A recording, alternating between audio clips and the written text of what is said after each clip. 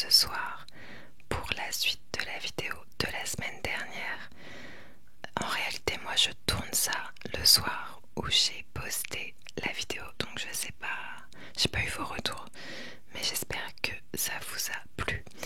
Et du coup, je termine ce que j'avais prévu de faire, c'est-à-dire que ce soir, on va voir quels sont les points positifs et les points négatifs à avoir été célibataire toute ma vie, puisque pour ceux qui n'ont pas eu le mémo, j'ai 29 ans et demi et je n'ai jamais été en couple.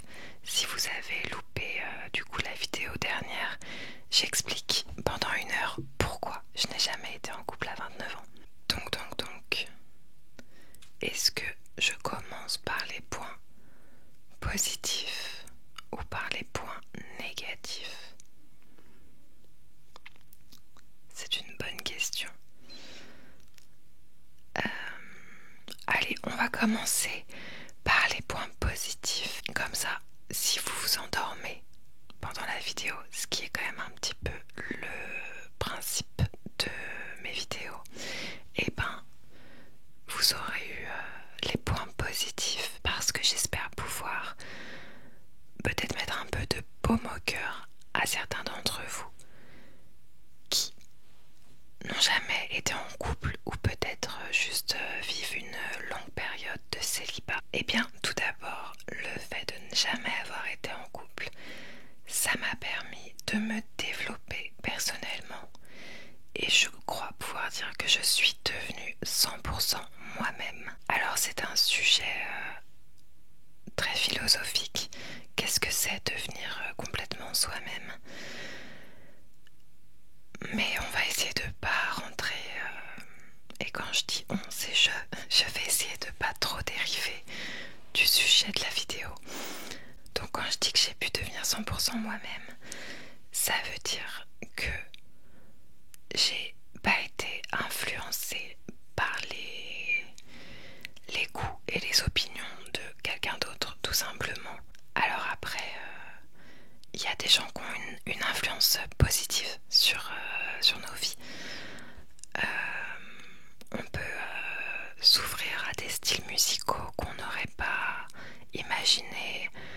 En fait, l'influence d'une autre personne peut aussi être positive.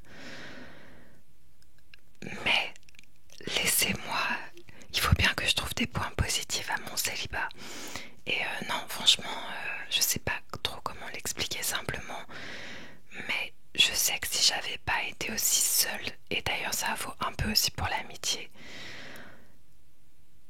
je me suis retrouvée tellement seule en fait dans ma vie, au bout d'un moment, que j'ai plus eu à me soucier du regard des autres, parce qu'il n'y avait pas vraiment de regard des autres sur moi. C'est hyper triste ce que je suis en train de dire, mais quand on n'a pas d'amis et pas de partenaire, qui peut nous juger quoi finalement? Bah personne. Et donc tout d'un coup on peut se permettre de devenir soi-même. Ensuite, le deuxième point positif qui est un petit peu dans la même veine, c'est que j'ai beaucoup plus de temps libre, parce que forcément une relation, ça demande et c'est pas forcément, encore une fois, un sacrifice ou un effort, et ça peut être très bien, mais le fait est que être en couple, ça demande de consacrer du temps à la relation, du temps à deux, voilà. Or, vu que je n'ai jamais été en couple, ça m'a fait gagner un certain nombre de temps non négligeable, temps que j'ai pu mettre à profit de mes différents projets. Alors, de l'extérieur, j'ai pas pourtant une carrière qui fait beaucoup envie, mais c'est pas grave, parce que moi je sais combien de temps j'ai investi, que ce soit dans ma carrière ou dans ma santé, dans mon bien-être tout simplement. Et même si j'ai du mal à atteindre certains objectifs de réussite sociale, je pense pouvoir dire que que j'ai fait bon usage de mon temps, c'est... Allez, ces 7 dernières années. Et de plus en plus d'ailleurs, je trouve que j'arrive à utiliser mon temps correctement et à trouver la bonne balance entre les choses pour le travail et les choses pour la santé. Et donc voilà, je trouve tout simplement que j'ai bien utilisé le temps que j'avais ces dernières années. Et du coup, si j'avais été dans des relations, c'est un temps qui n'aurait pas forcément été mal utilisé, mais qui aurait en tout cas été utilisé autrement. Et c'est vrai que quand je vois certains témoignages de femmes, parce que tout simplement il y a plus de témoignages de femmes sur leur historique de vie sentimentale, je pense notamment au podcast C'est dommage, ça s'est arrêté. C'était C'est pas toi, c'est moi. Et c'est des femmes qui viennent, des femmes et des hommes, mais il y a plus de femmes qui viennent raconter un peu toute leur vie sentimentale. Et quand même, mon Dieu, ça fait pas rêver. Il y en a beaucoup qui ont enchaîné les relations désastreuses. Et c'est vrai qu'en écoutant ce genre de témoignages, tout d'un coup, ça me rassure un peu, où je me dis, non pas que je me réjouisse du malheur des autres, mais je me dis en fait, heureusement que j'ai pas perdu mon temps avec des losers comme ça, ou des mecs toxiques, enfin bref. Et je me dis que je préfère n'avoir jamais été en couple plutôt qu'avoir été dans des couples où ça s'est mal passé. Enfin, c'est une évidence, mais voilà. Donc, comme point positif, il y a le temps libre et quand on le met à bon escient, c'est vraiment génial. Ensuite, comme point positif, j'ai noté savoir que je n'ai pas besoin d'un homme. Alors, bon, tous ces points positifs, il y a une pointe de toxicité dedans, j'en ai bien conscience dans le sens où j'ai un problème d'hyper-indépendance. On va en reparler dans les points négatifs.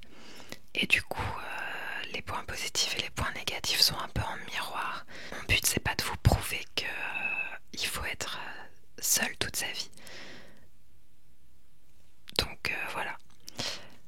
Mais savoir que j'ai pas besoin d'un homme, j'ai noté ça dans le sens où, tout simplement, moi ça fait 10 ans que j'habite toute seule. Alors je vais pas vous mentir, je fais pas énormément de bricolage. En cas de besoin, je vais appeler mon père. Mais toujours est-il que ça fait 10 ans que je vis en femme célibataire et que je me débrouille très bien. Et financièrement aussi d'ailleurs. Je suis bien à mes besoins, même si c'est via les aides de l'État. En tout cas, j'ai pas besoin d'un homme pour subvenir à mes besoins. Et donc du coup, j'ai noté ça parce que c'est vrai que je sais pas, prenons l'exemple d'une jeune fille qui quitte le cocon familial pour directement s'installer avec son copain, et son copain s'occupe de tout ce qui est un peu chiant dans la tenue d'un foyer, les petits travaux, les petits trucs, et éventuellement, si jamais il paye un peu plus de charges qu'elle, et elle aura pas le temps, cette femme, de se construire. Enfin bon, il est jamais trop tard, hein, je suis pas du tout en train de critiquer, mais forcément, elle va s'appuyer sur son copain et elle sera un petit peu moins indépendante. Et du coup, par exemple, si un jour elle se rend compte qu'elle est plus hyper amoureuse, ça peut venir compter dans la balance le fait de ne pas se sentir capable de vivre toute seule, tout simplement. Donc moi, de ce côté-là, je pense que on est bon. Je sais que je suis capable de vivre toute seule, donc je vais pas rester avec un homme par peur de me retrouver toute seule, puisque je sais que être toute seule, j'y arrive très bien. Voilà. Et enfin, dernier point positif, et pas des moindres, c'est tout simplement que je l'ai toujours bien vécu.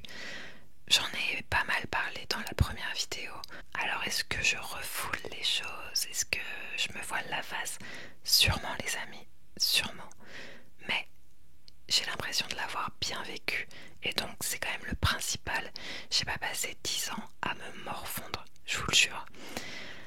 Mais du coup, donc on va passer au point négatif. Là où le fait d'avoir jamais été en couple me fait de la peine, c'est justement quand je regarde en arrière. Et ça me le faisait quand j'avais 16 ans, ça me le faisait quand j'en avais 20, et ça me l'a fait tout le temps. Et la situation ne va pas en s'arrangeant avec les années qui passent. C'est que quand je regarde en arrière et que je me rends compte que je n'ai jamais connu l'amour, alors que je suis persuadée que c'est la plus belle chose du monde, ben oui, là ça me rend triste. J'ai un sentiment d'énorme gâchis. Donc c'est mon premier point négatif, c'est un sentiment de gâchis, de temps perdu. Ensuite, deuxième point négatif, j'ai noté tous les effets négatifs de la solitude sur le corps, parce que, le saviez-vous, la solitude c'est mauvais pour la santé. J'ai vu plusieurs documentaires sur le sujet. Il y a un documentaire Arte qui doit être toujours sur leur chaîne YouTube sur l'importance du toucher. Il y a un documentaire sur la solitude d'une chaîne suisse que vous pouvez trouver aussi sur YouTube. La solitude est mauvais pour la santé, ou je sais pas comment il s'appelle. Et j'ai lu un livre récemment, d'ailleurs bientôt une nouvelle vidéo retour de lecture les amis, où je vais vous en parler. Mais j'ai lu un livre qui s'appelle Le pouvoir de l'amour. Mais c'est un livre sérieux puisqu'il a été écrit par une chercheuse en neurologie, professeur et tout, quelqu'un d'important dans les domaines des neurosciences. Mais là d'ailleurs on s'éloigne un peu des conséquences sur le corps parce que elle parle des conséquences sur le cerveau. Mais bon, donc pour vous résumer tout ça, la solitude chronique, ça entraîne en fait un niveau de stress. On est tout le temps en hyper-vigilance. En fait, l'humain n'est vraiment pas fait pour être seul tout le temps. D'ailleurs, c'est un point négatif qui n'existe pas si vous êtes entouré d'amis et que vous êtes célibataire. Donc, vous inquiétez pas. Mais du coup, moi, mon célibat fait que j'ai ces effets négatifs puisque j'ai pas les amis autour pour compenser.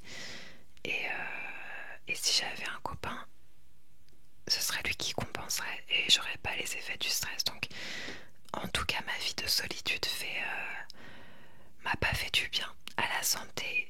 Et voilà, et voili, et voilou. Et moi qui du coup j'ai eu des petits problèmes de santé, enfin je touche du bois, tout va bien, mais j'ai eu des sacrées frayeurs ces derniers temps. Et du coup ces dernières années j'ai mis le paquet au niveau de la santé. Au niveau de l'alimentation et tout, je fais vraiment tout ce qu'il faut. Et c'est vrai que la seule chose que j'ai pas mis en œuvre, quoique j'ai fait des petites choses, des petits efforts pour ma vie sociale. Mais ouais, c'est en tout cas encore un domaine sur lequel j'ai une grosse marge de progression, le domaine de la vie sociale et de la vie amoureuse, parce que c'est bon pour la santé d'être entouré de gens bien, évidemment. Par contre, si vous êtes entouré de gens toxiques, ça marche pas, enfin ça donne des problèmes différents quoi. Le prochain point négatif que j'ai noté, c'est la honte et le tabou autour de tout ça. Alors déjà voilà, en société avec les jeunes de mon âge et tout, je suis toujours un peu stressée quand les sujets commencent à tourner autour de ça, parce que là je vous en parle hyper ouvertement, mais c'est pas pareil hein, déjà parce que c'est très particulier internet. À la fois on s'adresse à énormément de monde potentiellement, et en même temps moi je suis en train de parler à ma caméra et il n'y a personne dans la pièce. Et surtout faire cette vidéo où j'ai expliqué pourquoi j'avais jamais été en couple, ça montre quand même que c'est un sujet pour moi qui me travaille. Et là, ça me donne l'occasion d'expliquer en détail. La vidéo dure 1 heure et je donne simplement les raisons de mon célibat. Donc, je suis contente d'avoir pu m'exprimer parce que je pense que n'importe qui peut comprendre en fait avec des explications, puisque si la situation est telle qu'elle est, c'est qu'il y a eu des raisons quoi. Bref, mais dans la vie de tous les jours, on n'a pas 1 heure devant soi pour se lancer dans un monologue quand juste on parle avec une nouvelle personne et que il y a cette information qui sort. Donc compliqué. Et en plus, je déteste mentir. Enfin, moi, je vais pas commencer à m'inventer des ex. Donc, j'essaye. Et honnêtement, j'y arrive bien. Après, vu que j'ai peu de vie sociale, j'ai aussi peu de moments où je suis dans ces situations-là. Mais voilà, il y a le côté tabou, honte. Donc, il n'y a pas de honte à avoir si vous êtes dans la même situation. Et je le sais au fond de moi. Et voilà, j'ai fait le travail de réaliser que oui, il n'y a pas de honte en fait. Mais ça reste quand même un sujet un petit peu délicat parce que voilà, qui peut susciter un grand étonnement et flemme un peu de faire face à des réactions pareilles. Et pas toujours du coup le temps d'expliquer ni l'envie forcément d'ailleurs. Mais ça va. Ça va. Finalement, plus de peur que de mal parce que j'ai très rarement été confrontée à une vraie réaction de choc. Je vous parle de ça, mais en fait, c'est plus une crainte que quelque chose que j'ai vécu bizarrement. En fait, les gens, soit ça les choque pas plus que ça, soit ils ont la politesse et la retenue de ne pas trop le montrer.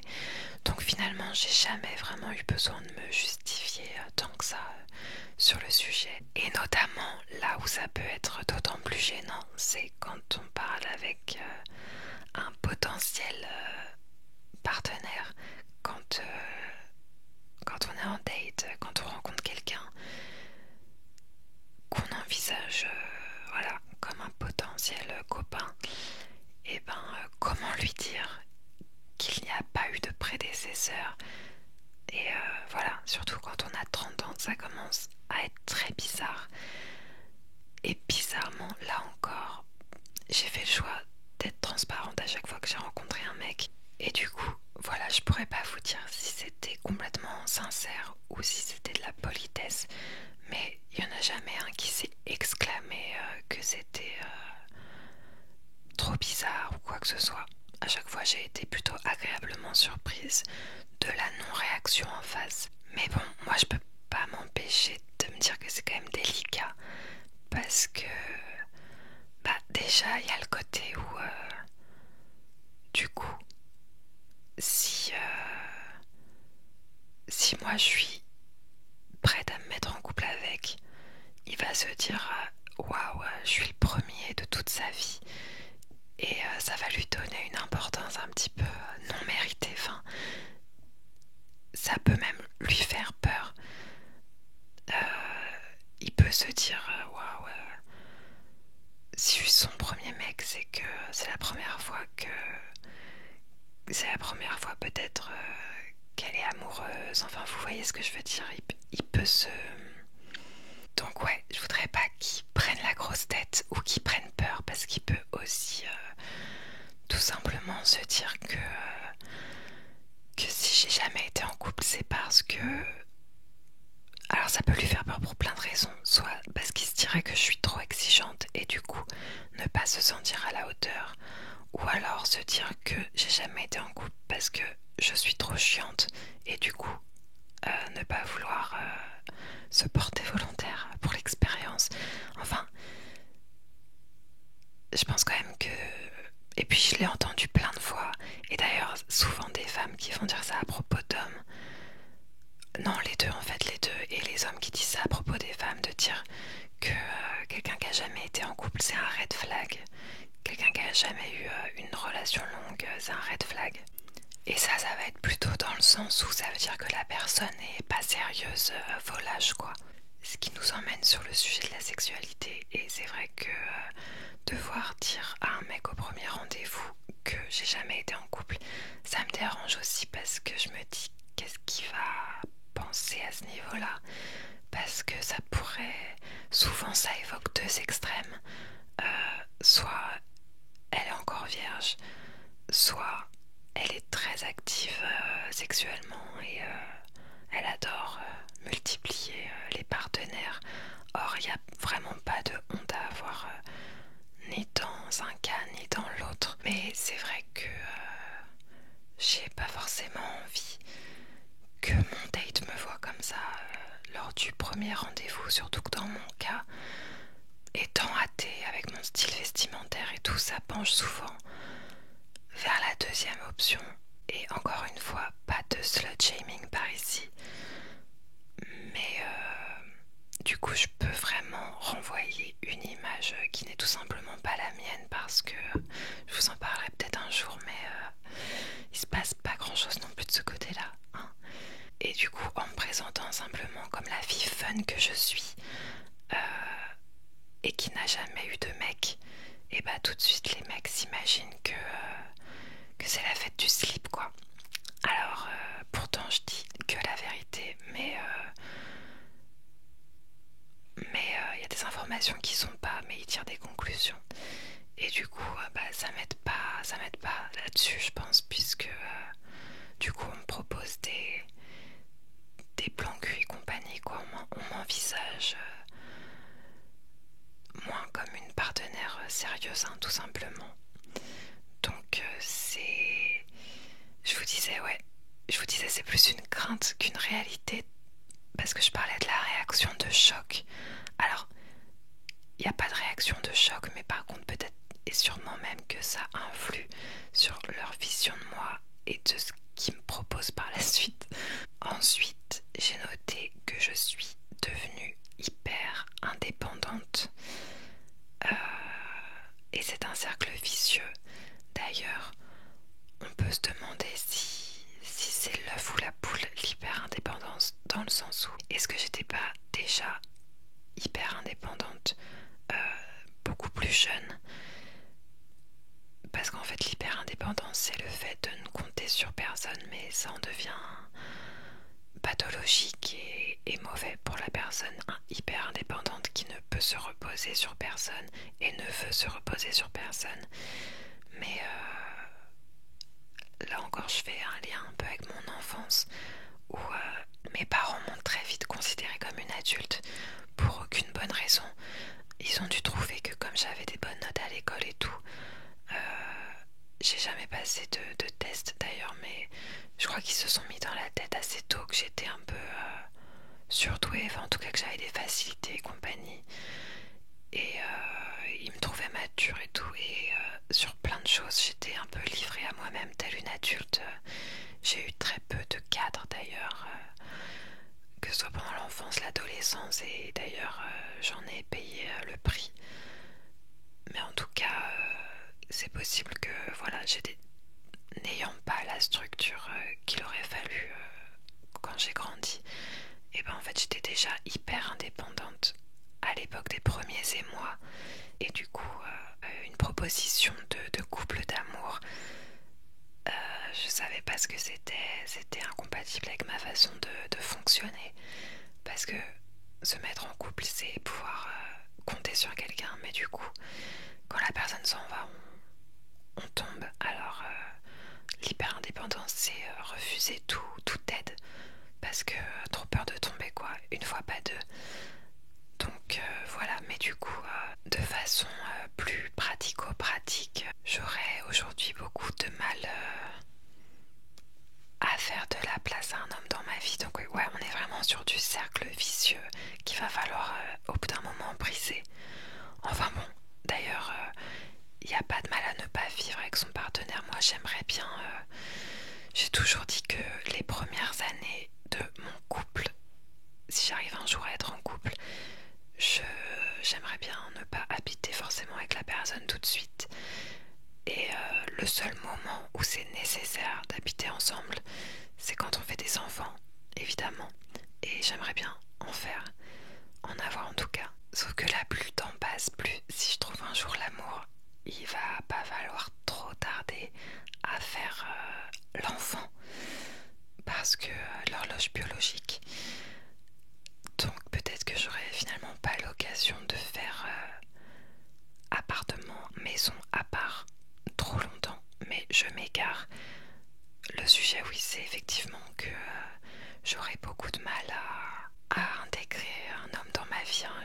J'ai des petites habitudes et plus le temps passe, plus elles sont... J'ai mes petites habitudes quoi, et j'aime bien faire les choses à ma façon. Par exemple, j'adore cuisiner. C'est à la fois un plaisir et une corvée dans le sens où j'ai toujours ce problème de manque de temps, donc cuisiner c'est quelque chose que j'aime faire. Mais des fois, quand il s'agit d'éplucher des milliards de légumes à la chaîne, c'est un peu fatigant. Et surtout, c'est du temps de préparation et de vaisselle qui n'est pas mis ailleurs. Où est-ce que j'allais? Ah oui, mais dans ma façon de faire la cuisine, alors en plus, j'ai une alimentation maintenant hyper stricte à cause de la santé. Et je suis aussi un peu fin gourmet. Et je veux pas me lancer des fleurs, mais en tout cas, sachez que je me régale avec ce que je me prépare. Et ça vaut un peu pour tout. Mais je vais rester sur l'exemple de la cuisine. Il y a, à part si je tombe amoureuse d'un chef, il y a peu de chances que je trouve que la personne qui entrera dans ma vie fait mieux à manger que moi. Déjà, faudra qu'elle se rappelle et qu'elle respecte mon régime alimentaire. Et après, il faudra qu'elle soit douée dans la cuisine pour faire des choses aussi bonnes que moi. Du coup, je me dis que je risque de pas être satisfaite autant que quand c'est moi qui fais. Et par contre, il faut quand même que la personne participe. Parce que comme je vous le disais, la cuisine c'est un plaisir, mais c'est également une corvée. Donc je vais pas me mettre à faire pour deux. Je vous dis, parce que c'est vraiment des heures déjà d'épluchage de légumes, de vaisselle et compagnie.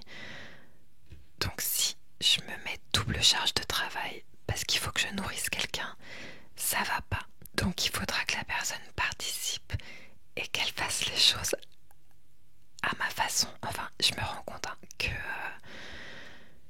me criez pas dessus s'il vous plaît dans les commentaires. Je me rends compte que c'est toxique d'ailleurs.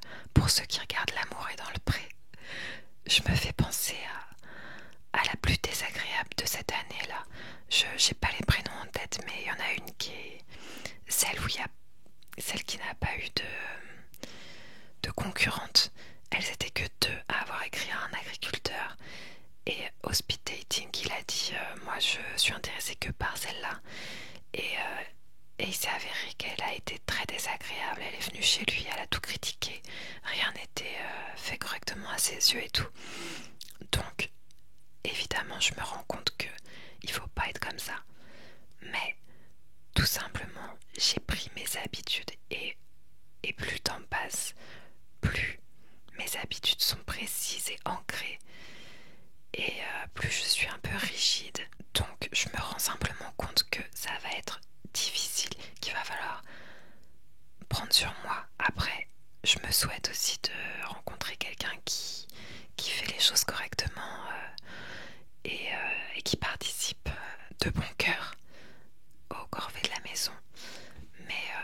Mais voilà, encore une fois, si je m'étais mis en ménage à 18 ans, à l'époque j'avais aucun standard en cuisine. J'étais moi-même une vraie souillon, donc j'aurais pas pu être dérangée par ces choses-là.